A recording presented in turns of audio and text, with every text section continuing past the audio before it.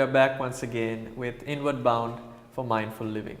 Mr. Suraj, I think left off, and we had a chat about this as well during the break.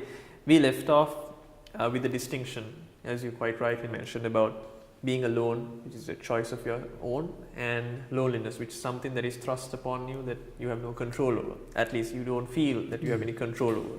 And we ended off by talking about this is the whole crux of it, is pretty much being comfortable with yourself and with your mind. Can we elaborate on that maybe? I think that's a very beautiful word that you used, this being comfortable with yourself. Now, what are the moments where we feel lonely again? You know, supposing you have to stay alone at home. What would you do? Right? We stay alone for a while, then you want to check whether you have got any messages on your mobile device, you want to check internet, or you want to see what's happening on your Facebook, or you want to watch, you want to chat, you want to take calls, or you want to watch TV. What's that? It's pretty much the need to connect. Need to connect, because now you are with yourself. Yeah. You must be a pretty boring person that you don't want to be with you. Yeah. You want to be some, you know. Yeah, that's true. There's a bit of a escape from your being with you. Yeah. I think this is why sometimes when they put people into prisons, you know, hardcore criminals, they put it into solitary confinement, because it must be so. It's one of the worst punishments. Worst punishments. Yeah. Now, you see, this is a very interesting thing, right? Even in Buddhism, Buddha says that one of the biggest punishments you can give is stop talking to a person. And I remember in school sometimes we were told, you know, don't talk to him today, you know, that kind of punishment. The silent treatment. The silent treatment. Yeah. Because this is so fundamental to us. And I think there is a bit of unhappiness about ourselves. Right. That's why we are seeking out. Now, it is this very fundamental that is making it difficult for you to be with your mind on a particular moment. Because the moment the mind is silent, it's an experience that we never had. Yeah. It is so new.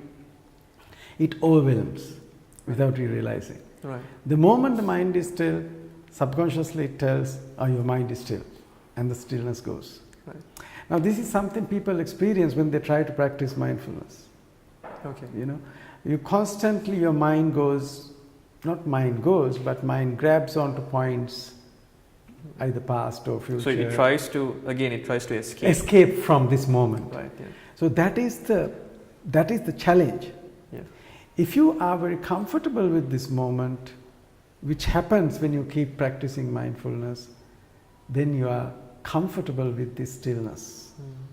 And in this stillness, you experience so much freedom, so much happiness, so much joy that you need to experience to know what it is.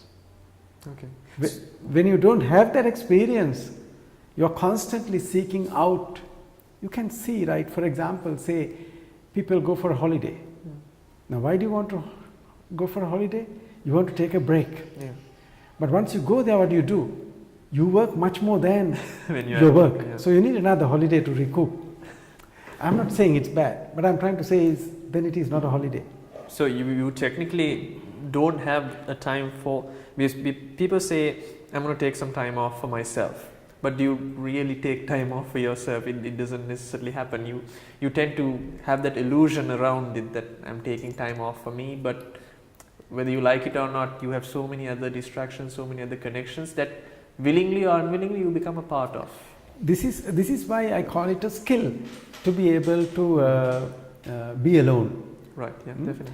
And the other thing is, when you are alone and when you can look at yourself without any filters, then you will see who really you are in this moment. Yeah. What's going on? What are my motives? Right. Then you can look at it and say, why did I do something, if you really want to, Yeah. reflectively. So does this mean that up until this point, most people have not really known who they really are? I think if you really look at some of these concepts, like, this famous concept called Johari window, which talks of things that you know and others know about you. Okay, for example, say I also know that I am a person like this. For example, say I am a person, I like sweets. Everybody else knows I like sweets, something like that. Then there are things I know, but others don't know. Those are things that I don't do publicly, and I do some things privately. Then there are things that I do, but I don't know that I am doing. But others are aware of it. Like, for example, say when you speak, if you have various verbal sort of nuances that you use, which you use, sometimes you are not even aware, but others are aware. Right. Okay. But there's another box in this Johari window they talk of. You also don't know, others don't know. Now, if you can become more and more aware of why you are doing something, that's why what we call an insight about yourself. Right. Yeah. Now, when you have the beauty of mindfulness is that once you start practicing mindfulness, you become your own coach. Right. You become your own guide, because you are realizing this is what I am doing. Definitely. So being alone is the stepping stone for that realization. Because if you go fast, you will not notice anything. No? Yeah. Now, if you, like for example, say every day you drive to your office, and sometimes when you stop on traffic in certain places, you realize, there's something here, I never saw this before. Yeah, you notice. That happens. That's true. Yeah. But if you start to walk that distance, you will even notice much more. Yeah. But if you stop at a place, then you will see even little details. Correct. Now that's why when you go to a new place, or when you go abroad, when you take photographs around neighborhood, people in that place where your friends or relatives are, they will ask, where did you take this picture from? Because they would never have noticed. Yeah. So this is why the mindfulness gets you to become still. And I think in that context, I mean, we've been having these sessions for some time now. That whole notion, that whole concept of being comfortable, of being alone is, as you very rightly said, the stepping stone. It's the foundation of this. I mean, you have to want that, and you have to understand that before you even start practicing being mindful. It is this uncomfortableness that drives you to go to seeking something else.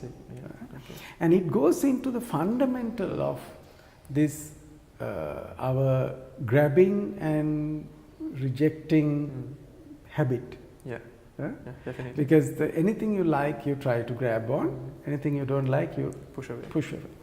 Now, anything uncomfortable, anything not known, unfamiliar, chances are that I don't know. And that's usually human nature as well. If I don't understand it, it's I don't want any part of it. That's true. I think we are expanding on this notion, because I think during our last session, during our last program, we spoke about how emotions play a great role, and how we took an example of jealousy. I think this also invokes so many different types of emotions. When you feel lonely, when you feel like there's no one around you, and I think we need to delve a bit into that as well. But right now, once again, we have to take a quick break. We'll be right back.